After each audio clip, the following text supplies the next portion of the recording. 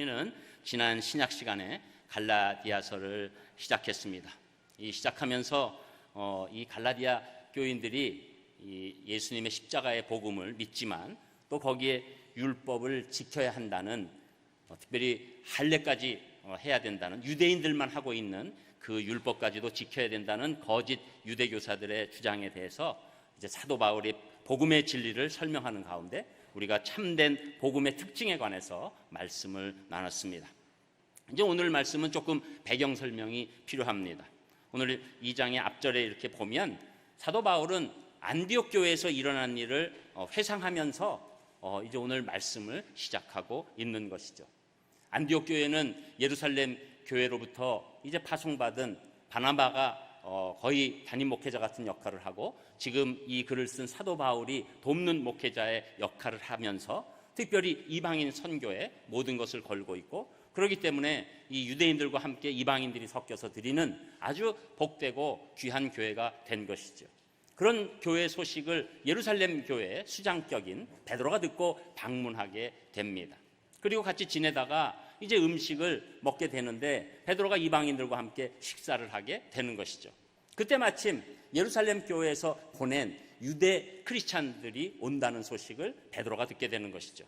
그러니까 베드로는 본능적으로 유대인들은 이 이방인들과 같이 식사를 하면 안 된다는 그 옛 율법 때문에 조용히 일어나서 그 자리 이방인들과 식사하고 있다가 피하게 되는 것이죠. 그것을 보면서 사도 바울은 이것은 과거의 율법으로 돌아가는 것이 아닌가라는 생각 가운데 이제 이 베드로가 사실은 사도 바울 입장에서는 엄청난 선배고 뭐 나이로 보나 뭐 여러 가지로 이 상황이 굉장한 상황인데도 불구하고 그 앞에서 오늘 성경의 말씀대로 책망이 있었다는 것입니다. 왜 그 율법으로 돌아가려고 하느냐 하면서 그런 배경 가운데 오늘 사람이 의롭게 되는 길이 무엇인지 세 가지로 말씀하는 것이죠. 그래서 갈라디아 교인들에게 필요하지만 이 또 갈라디아서는 우리가 신앙을 한번 점검해서 과연 기독교에서 사람이 의롭게 되는 길이 어디에 있는가를 우리가 알게 되는 것이죠. 이 세 가지를 말씀을 드리려고 하는 겁니다. 첫 번째로 사람이 의롭게 되는 길은 율법의 행함이 아닌 오직 예수님만 믿는 것이라고 말하고 있는데 그 말씀 16절에 나옵니다. 여러분 이미 읽으셨지만 우리 16절 한 목소리로 같이 읽겠습니다. 16절 시작. 사람이 의롭게 되는 것은 율법의 행위로 말미암음이 아니요 오직 예수 그리스도를 믿음으로 말미암는 줄 알므로 우리도 그리스도 예수를 믿나니 이는 우리가 율법의 행위로서가 아니고 그리스도를 믿음으로써 의롭다 함을 얻으려 함이라. 율법의 행위로서는 의롭다 함을 얻을 육체가 없느니라. 아멘.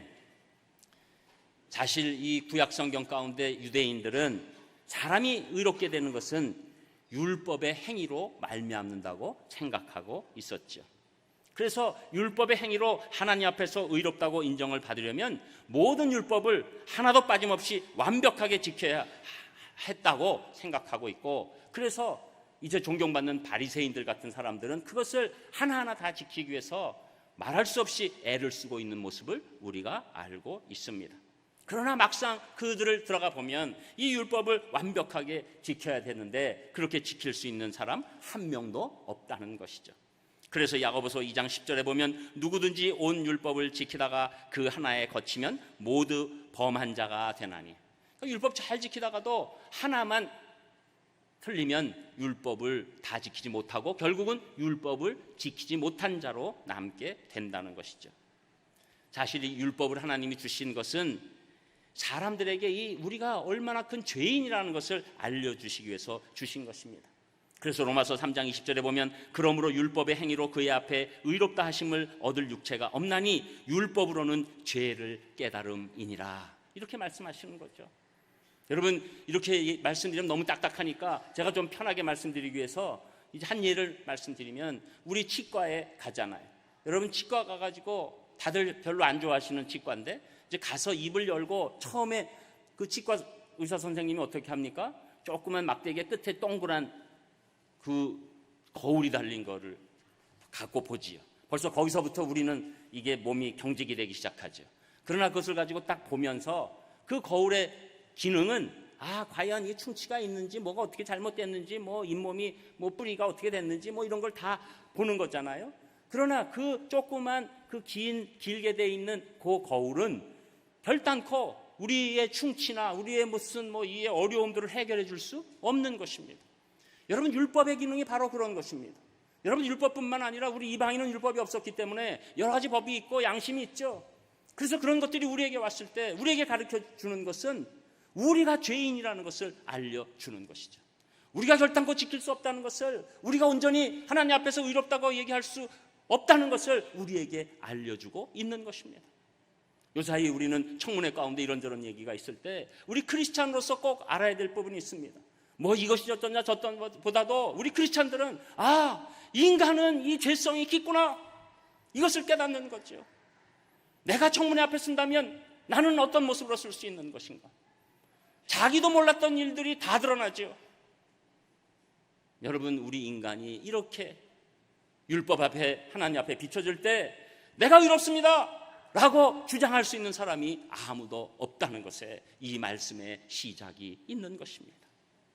여러분, 그래서 이것은 이 율법의 진실한 의미들, 이것은 우리를 깨우쳐서 회개케 하는 것입니다. 우리가 죄인이기 때문에 우리 힘으로 구원받을 수 없고 우리 힘으로 의롭다 여김을 받을 수 없으니 우리가 돌이키겠습니다. 그리고 이제는 예수 그리스도의 십자가만 믿겠습니다 라는 그 놀라운 선언이 되는 것이죠. 여러분, 우리 자신은 절대로 우리를 거룩하고 깨끗하게 만들 수 없습니다. 그래서 성경에서는 율법이 몽학선생 같다, 인도하는 과외선생님 같다는 거예요. 그래서 우리에게 진실로 죄에 대해서 알게 해주시고, 그리고 또 다른 그 진정한 우리의 구원의 길, 예수 그리스도의 십자가를 깨닫게 인도해 주신다는 것입니다. 이것이 바로 이 성경에서 계속적으로 얘기하고 있는 복음의 얘기가 되는 것이죠. 그래서 이제는 사람이 의롭다고 하나님으로부터 인정받는 것은 내가 완벽한 행동을 통해서가 아니라 오직 예수 그리스도의 십자가를 의지하고, 그리고 내가 죄인이지만 그 죄가 십자가에서 해결된다는 것을 완전히 의탁하는 그 하나님의 계획과 제안을 받아들이는 것입니다. 오늘 이 예배 가운데 우리 가족들 때문에 이렇게 오신 분들도 있고 또 지나가는 길에 오신 분들도 있고 여러 가지 상황이 있을 것 같아요. 그러나 오늘 이 여러분이 앉아서 예배 드리시는 것 절대로 우연이 아니라 하나님께서 여러분들을 의롭게 하시는 길을 안내해 주시는 줄 믿습니다. 우리 힘으로 절대로 의롭게 될 수가 없고, 여러분, 죄라는 것의 근본적인 정의도 우리는 무슨 죄 얘기하지만 이 성경에서의 죄는 하나님을 의도적으로 떨어져 있는 상태를 죄라고 얘기하는 것이죠. 하나님께서 우리 우주 만물을 우리를 위해서 세워주셨어도 우리는 의도적으로 떠나갔습니다. 그러나 우리가 죄 가운데서 죽을 수밖에 없는 존재이지만 십자가에서 우리 죄가 사함받고 하나님의 자녀가 되는 놀라운 일이 일어나는 것, 이것이 오직 예수 그리스도의 십자가의 은혜 가운데 일어나게 된 것이죠. 그래서 로마서 3장 21절 22절에 보면 이제는 율법에 하나님의 한 의가 나타났으니 율법과 선지자들에게 증거를 받은 것이라 곧 예수 그리스도를 믿음으로 말미암아 모든 믿는 자에게 미치는 하나님의 의인이 차별이 없느니라. 여러분, 우리가 믿게 될 때 우리의 사회적 신분, 남녀노소 모든 것 다 상관없습니다. 우리가 죄인임을 알고 우리가 의도적으로 하나님으로부터 떨어져 있다는 것을 인정하고, 그리고 예수 그리스도만 의지하고 믿을 때 하나님께서는 우리에게 의롭다고 인정해 주시는 줄 믿습니다. 여러분, 이것이 복음이에요. 그리고 이것은 이 세상에서 받을 수 있는 가장 큰 선물이 되는 것입니다. 여러분, 추석에 어떤 선물을 받으셨습니까? 그러나 가장 큰 선물은 이 예수 그리스도의 복음에 의한 이 구원의 선물이 이 어떤 우주보다도 큰 선물인 줄 믿습니다. 그래서 에베소서 2장 8절에서 9절에 보면 너희가 그 은혜를 인하여 믿음으로 말미암아 구원을 얻었나니 이것이 너희에게서 난 것이 아니요 하나님의 선물이라. 행위에서 난 것이 아니니 이는 누구든지 자랑치 못하게 함이니라. 여러분, 여기서부터 우리가 시작되는 것이죠. 이것이 복음의 진리이고 복음의 시작이 되게 되는 것입니다. 그래서 구원받는 것은, 의롭게 되는 것은 율법의 행함이 아닌 오직 예수님만 믿음으로 이루어진다는 것, 여러분이 오늘 이 시간에 이것을 확신하시는 귀하고 복된 시간 되시기를 주님의 이름으로 축복합니다. 그리고 두 번째로 사람이 의롭게 되는 길은 자기 의가 아닌 하나님의 은혜로 사는 것이라고 말씀하는데 그 말씀이 17절에서 19절에 나옵니다. 우리 세 절 조금 길지만 같이 읽겠습니다. 17절 시작. 만일 우리가 그리스도 안에서 의롭게 되려 하다가 죄인으로 드러나면 그리스도께서 죄를 짓게 하는 자냐? 결코 그럴 수 없느니라. 만일 내가 헐었던 것을 다시 세우면 내가 나를 범법한 자로 만드는 것이라. 내가 율법으로 말미암아 율법에 대하여 죽었나니 이는 하나님에 대하여 살려 함이라. 아멘. 이제 우리가 복음을 받아들이고 났을 때 더 나아가야 될 부분에 관해서 지금 말씀하고 있는 것입니다. 사실 이 말씀은 그냥 보면 조금 어려운 말씀이에요. 그래서 우리가 17절에서 19절 보지만 18절을 먼저 바라봐야 합니다. 만일 내가 헐었던 것을 다시 세우면 여기서 헐었던 것이 무엇입니까? 바울은 사실은 예수님의 복음을 전하면서 율법을 헐은 것이죠. 구약까지 유대인들은 율법을 지킴으로 구원받고 있는데 십자가가 너희들을 의롭게 하고 구원시키는 것이다라고 했을 때 율법을 허는 것이라고 말하고 있는 것이죠. 그래서 예수님의 십자가와 복음은 율법을 통한 구원의 길을 헐고 십자가의 은혜의 길을 선포하게 되는 것이죠. 그래서 우리는 죄가 있었지만 이 하나님의 은혜 가운데 십자가를 믿음으로 이제 놀라운 감격이 우리 가운데 다가오게 됩니다. 그래서 신앙생활 잘하고 있었는데 이 갈라디아 교인들도 그렇게 신앙생활 하는데 17절에 보니까 의롭게 되려다가 죄인으로 드러났다는 거예요. 이게 무슨 얘기입니까? 여기에 거짓 유대교사들이 와가지고 다시 십자가 복음에 더해서 너희들이 율법도 지켜야 한다. 그러니까 다시 율법으로 돌아가는 일이 돼버린 거예요.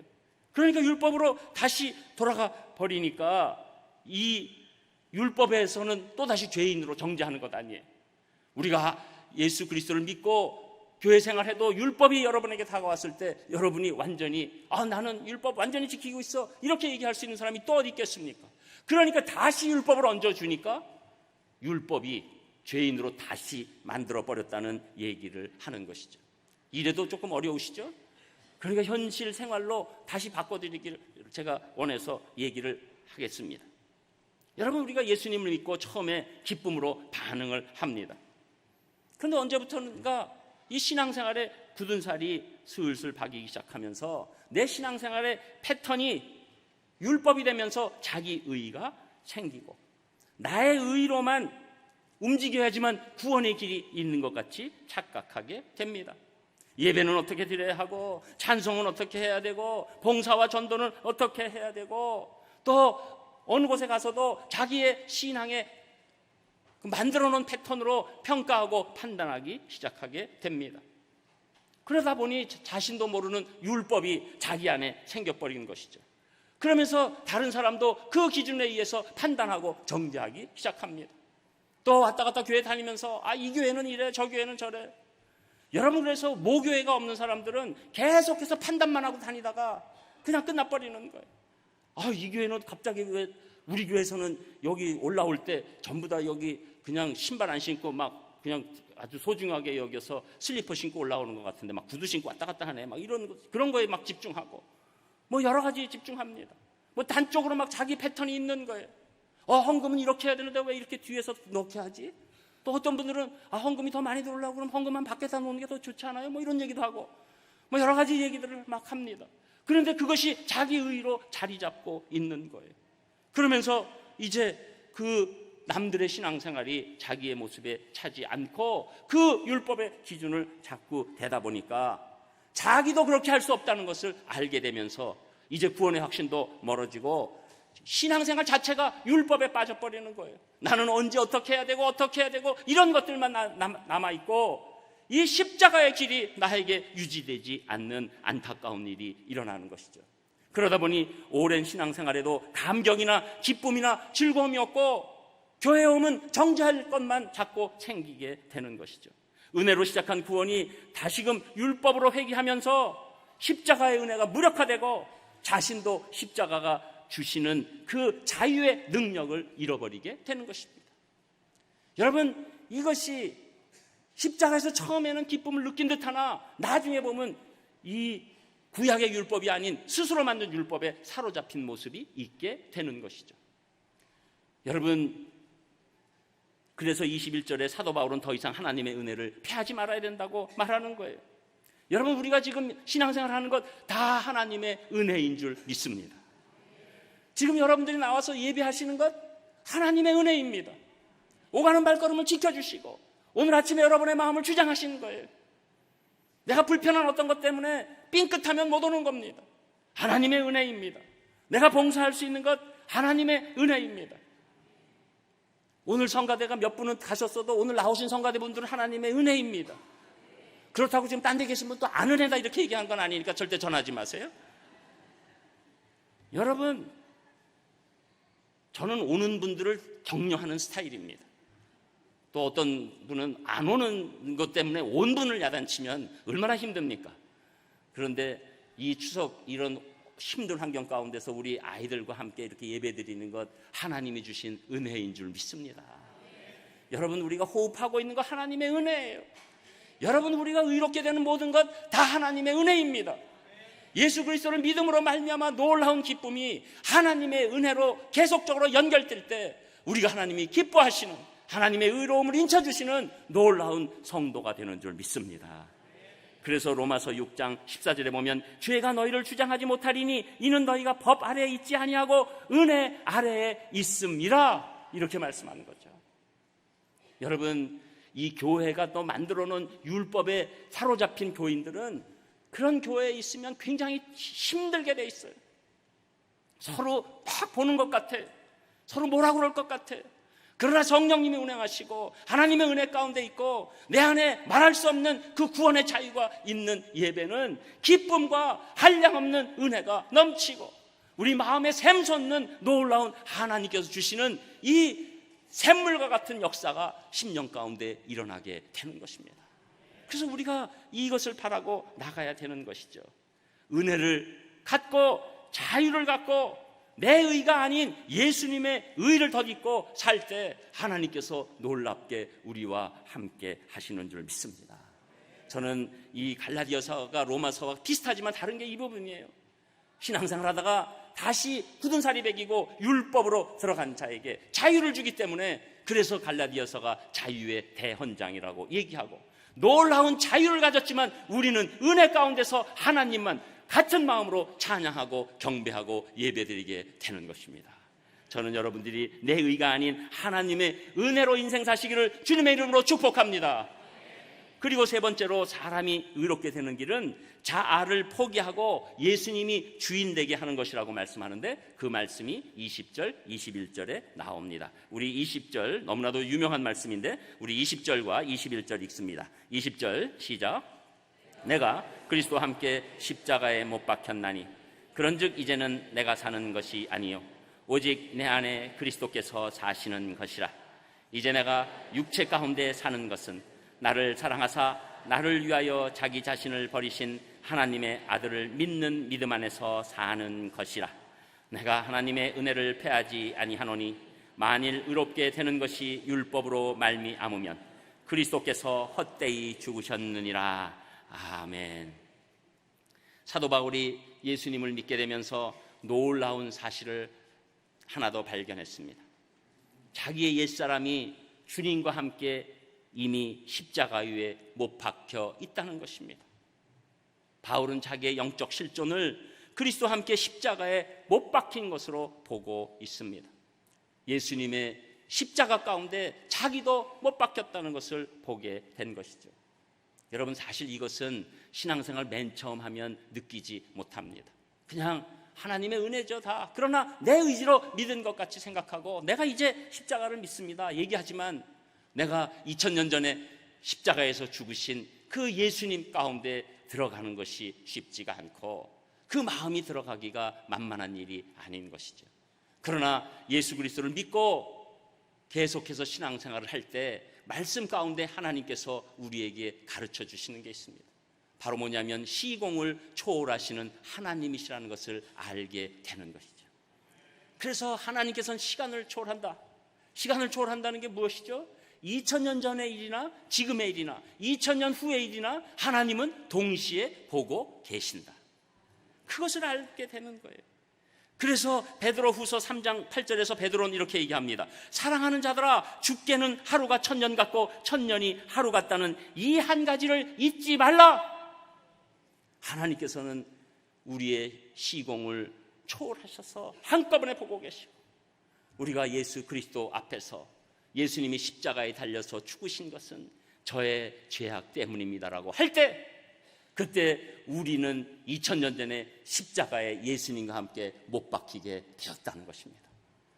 그래서 어떤 분들은 예수님 믿으라고 그러면 2000년 전에 죽은 사람이랑 나랑 무슨 상관이야, 이렇게 얘기하지만, 우리가 예수 그리스도의 십자가의 사건을 믿는 순간 시공을 초월한 하나님께서 우리를 인도하셔서 십자가에 우리 죄를 던져놓으시고 그 십자가의 대가를 예수님을 죽이심으로 말미암아 완전히 해결해 주셨다는 것입니다.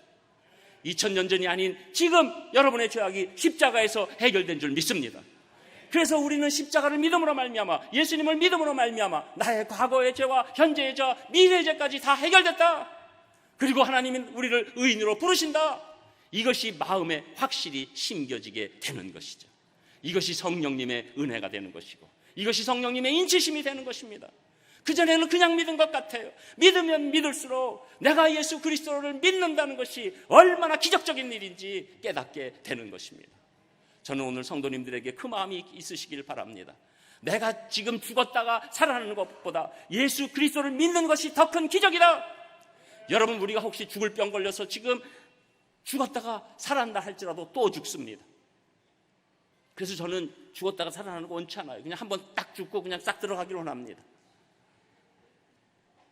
물론 나사로를 통해서 우리에게 부활을 가르쳐 주시는 그런 것 때문에 나사로는 2번 죽지만, 여러분, 죽음보다 더 큰 놀라운 기적, 죽음에서 살리는 것보다 더 큰 기적은 여러분이 예수 그리스도를 온전히 나의 죄악 때문에 십자가에서 대신 모든 벌을 다 당하시고 그 벌을 다 당하셨기 때문에 우리는 하나님 앞에서 의롭다고 인치심을 받고 하나님의 자녀가 되는 권세가 이 땅에 있고 우리는 영원한 천국에 들어갈 것입니다 라는 놀라운 복음의 말씀이 내 말씀으로 오게 되는 줄 믿습니다. 여러분, 그렇기 때문에 이것은 보통 소중한 얘기가 아니에요. 이제는 내가 사는 게 아니고 나는 이미 십자가에서 못 박혀서 죽었다. 바울은 내가 사는 것 아니고 오직 내 안에 그리스도께서 사신다. 믿음 안에서 살지 못하고 내 자신이 주인 노릇하면서 사는 삶을 살았지만 이제는 내가 주인 된 삶은 죽었다. 이제는 예수님이 나의 주인 된 삶만 남아있다. 주님이 주인이시다. 이것이 나의 삶의 새로운 패러다임으로 완전히 우리 마음에 심겨지게 되는 것입니다. 이것은 혁명적인 것입니다. 완전히 달라지는 것입니다. 한 번은 어떤 사람이 이런 이 얘기 때문에 초대교회 교부인 마카리우스에게 이렇게 질문합니다. 세상에 대해 죽는다는 것은 무엇을 뜻합니까? 세상에 대해 죽는다는 것. 마카리우스가 그 사람에게 이렇게 말합니다. 공동묘지에 가서 무덤에 대고 그 안에 누워있는 시체에게 욕을 한번 해보고 또 칭찬을 한번 해보고 돌아와라. 그 사람에게 마카리우스에게 돌아왔습니다. 시체들이 화를 냈나? 아닙니다. 그러면 칭찬을 하니까 좋아하든가? 아닙니다. 마카리우스가 이렇게 말합니다. 세상에 대해 죽는다는 것은 우리 옛사람이 죽었다는 것이다. 세상 죄가 나를 욕해도 칭찬하고 높여도 시체처럼 대꾸하지 않는 것이다. 십자가에 내가 못 박혔다는 것은 이제 세상의 안목의 정욕, 육신의 정욕, 이생의 자랑에 대해서 시체처럼 반응하지 않는 것이다. 여러분, 그런데 우리는 어떻습니까? 우리는 옛사람이 계속 살아나서 누가 공격하면 못 견디고 누가 아부하면 너무너무 좋아하고 세상에 있는 것들만 보여서 그 욕심이 내 가운데 도저히 하늘을 바라볼 수 없는 그 주장을 하고 끌고 다녀도 그냥 그것이 당연한 것처럼 사는 안타까움이 있는 것 아닙니까?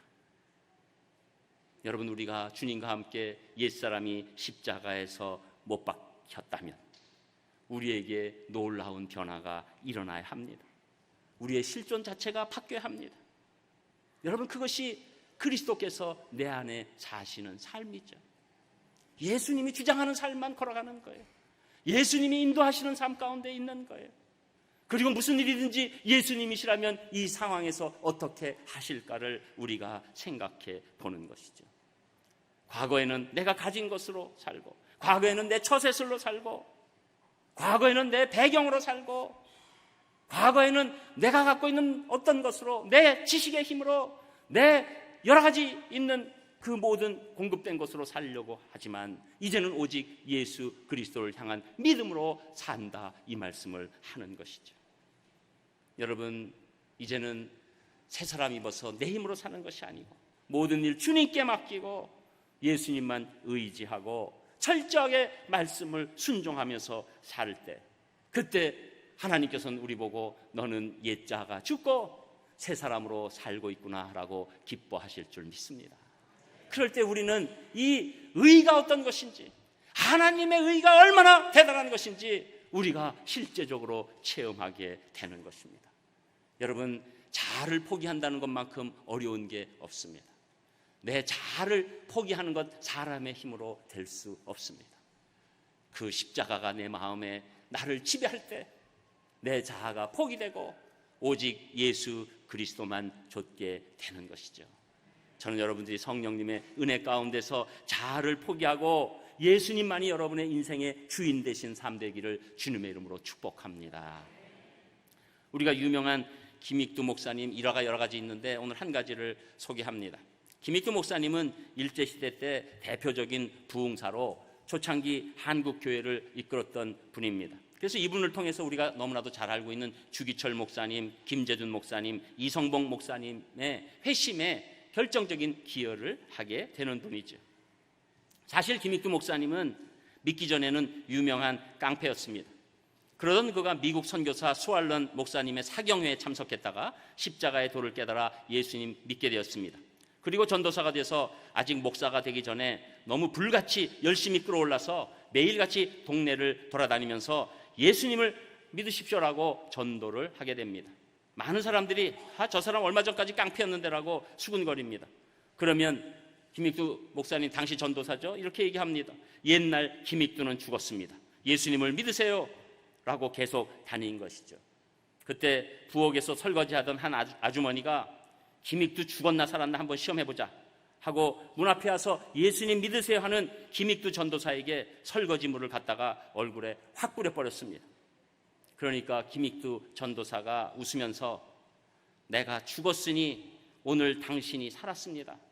옛날 깡패였을 때 가만히 있겠어요? 그냥 반 죽여놓죠. 그런데 여기에 엄청나게 영적인 얘기가 있는 거예요.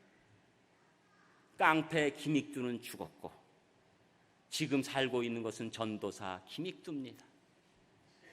여러분의 과거의 정체성은 무엇입니까? 여러분 예수님 믿고 지금의 여러분의 정체성은 무엇입니까? 하나님은 오늘도 여러분이 십자가에서 같이 옛사람이 죽고 새 사람으로 다시 일어나심을 기뻐하시는 줄 믿습니다. 이 오늘 추석 연휴에 드리는 주일 예배 가운데 우리 모든 분들이 하나님이 여러분을 의롭게 여기시는 길 가운데 서시기를 주님의 이름으로 축복합니다. 기도하겠습니다. 하나님 감사를 드립니다. 저희들 사랑해 주셔서 사람이 의롭게 되는 길로 인도해 주셨사오니 저희들 십자가만 의지할 수 있도록 인도하여 주시옵소서. 예수님 이름으로 기도합니다. 아멘. 나의 평생에 단 한 가지